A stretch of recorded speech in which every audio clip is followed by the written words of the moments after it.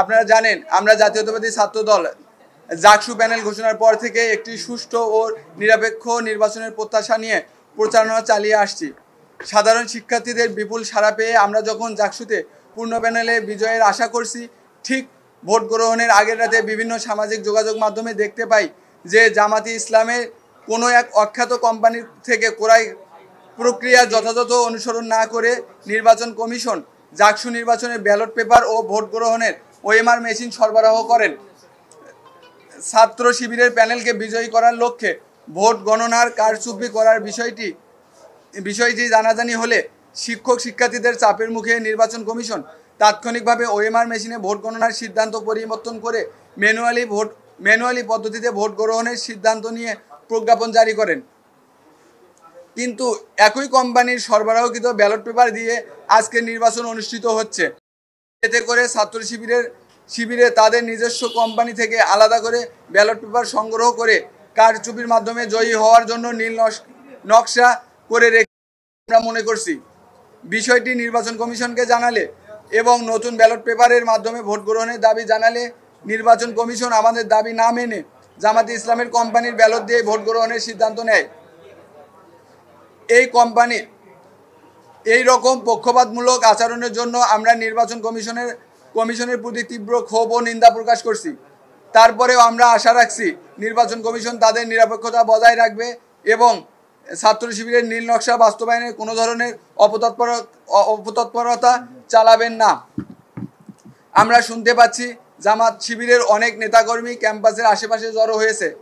এতে সাধারণ শিক্ষার্থীরা আতঙ্কিত এবং এমনকি এই অবস্থা থাকলে অনাবাসিক শিক্ষার্থীরা ভোট দিতে আসতে উৎসাহ হারাবেন। জাকসু নির্বাচনে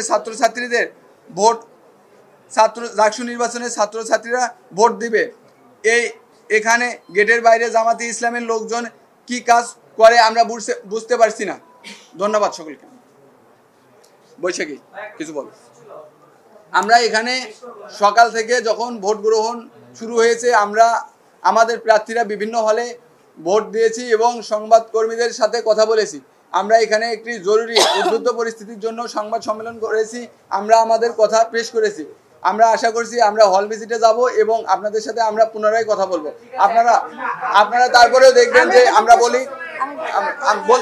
আমরা বলি যে আমরা দেখেছি যে বঙ্গমাতা শেখ ফজিলাতুন্নেসা মুজিব হলে আমরা সুনির্দিষ্ট অভিযোগ পেয়েছি সেখানে ভোট কারচুপি বা জাল ভোট দেওয়ার অবস্থা সৃষ্টি হয়েছে।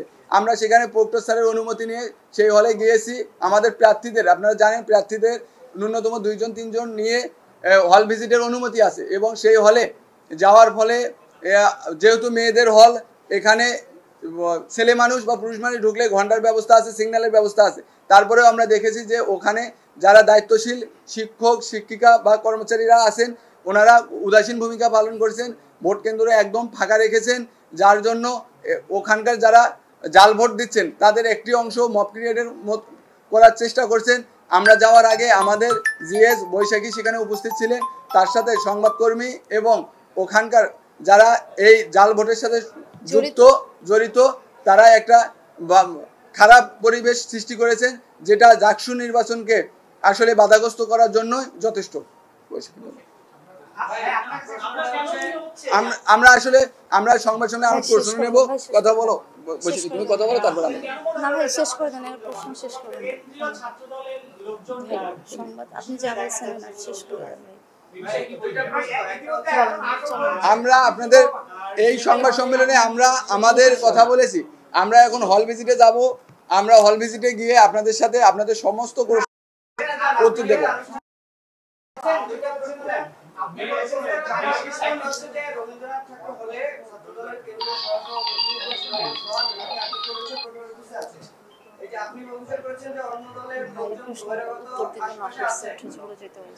আমরা আপনাদের সকল ধরনের প্রশ্নের উত্তর দেব। আমরা